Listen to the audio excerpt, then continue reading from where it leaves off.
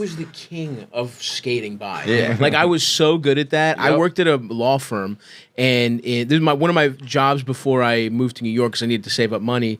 Was I was a paralegal.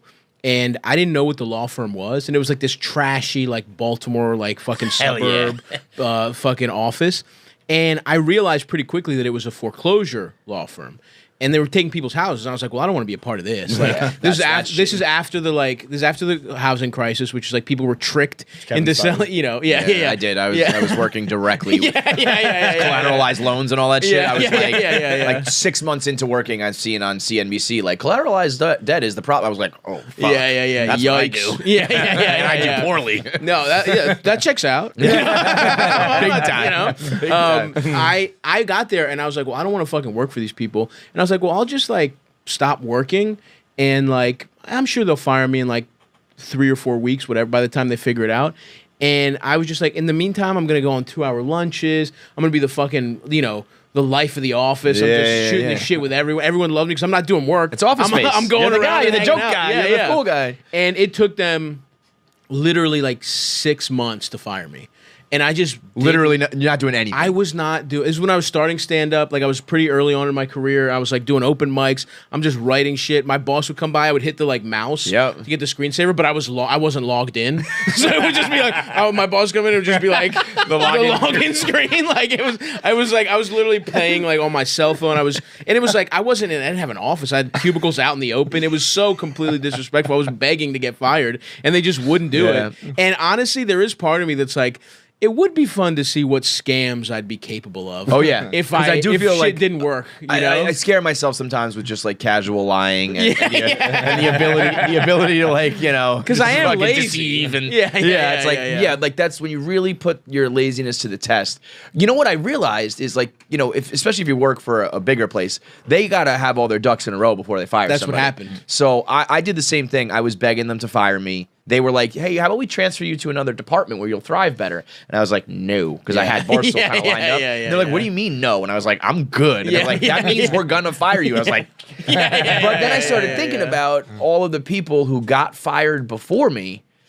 And I was like, boy, you guys must have really sucked. Well, because they're trying to fire me and they can't. Yeah. And you got the boot immediately. Well, it's because like there's a certain kind of like what does not get, like someone working too hard is a bigger mistake than someone not working hard enough in a corporate environment. Nobody respects you. Everybody takes advantage of you. And the bosses are worried you're going to make them look bad. And the people that you're like, well, their boss will see. Their boss doesn't give a fuck. Their boss is trying to figure out how to fucking embezzle money. Yeah. Rich guy shit. Which literally happened at that law firm, by the way. I think one of the partners literally blew his brains out because they got caught. They got caught just stealing from the firm. It was such a fucking mess. Dude, what a lame way to kill yourself. Like blowing your brain out? No. Because of embezzlement? Like you got caught stealing from a firm. Like, was it a major firm?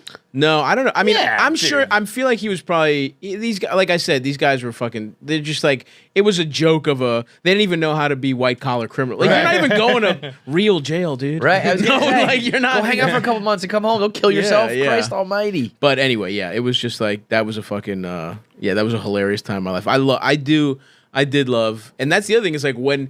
And then I'm sure, you know, when like starting Barstool and all this shit was your passion, it's like that's an exciting time. Right? Like that's how I felt too at that time. That's the worst thing about it is that like I know for a fact. And that is probably what if we unpack more stuff. Depression. Yeah, I love it. Like I'll never be as happy as I was. That you're chasing the high. You're chasing the dragon. I think it was $500 a month when we started. Like I love it. Was fucking and you know at the time. I was happy, but I wasn't. You didn't realize. You never know during the good times. It was the good times. Yeah. You know? I mean, that's the same way. Like my last year in Baltimore was probably the happiest year of my life so far because it was like, I was like, you know, you're the best comic in a small city. Yeah. You know what I mean? It's big fish, small pond. Yeah, awesome. Big fish, small pond. It was the first time in my life I was getting pussy because I believed in myself. You know what I mean? Like, I had a college girlfriend, and that's the only person I'd fucked. And then I live in Baltimore, and then I'm just going hard. Working, saving up, living at home, and then I move in with my buddies, and it's like I'm finally getting sucked off. You know what I mean?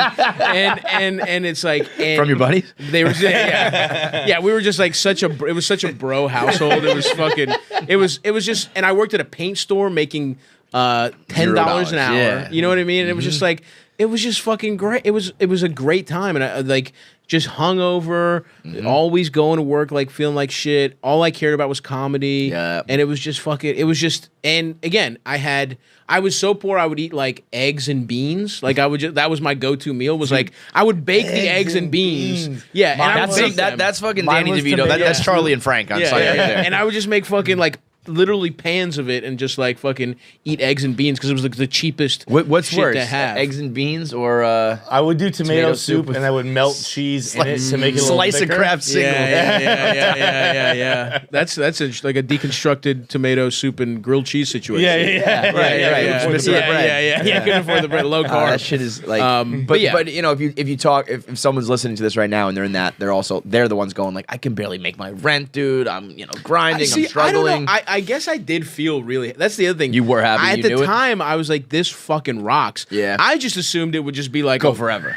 Like you would get happier. Yeah. You know that's what it is. And that's like oh no, like I'm not. Everything sucks. I figured that life sucks. Like, people you love will start dying. Yeah. Every woman you've ever loved will be with another man who treats her better. Who doesn't have the issues you have. Yeah. You're gonna figure out every mistake you've made 7 years too late. Like it's like, and now it's like, figure it out. I feel like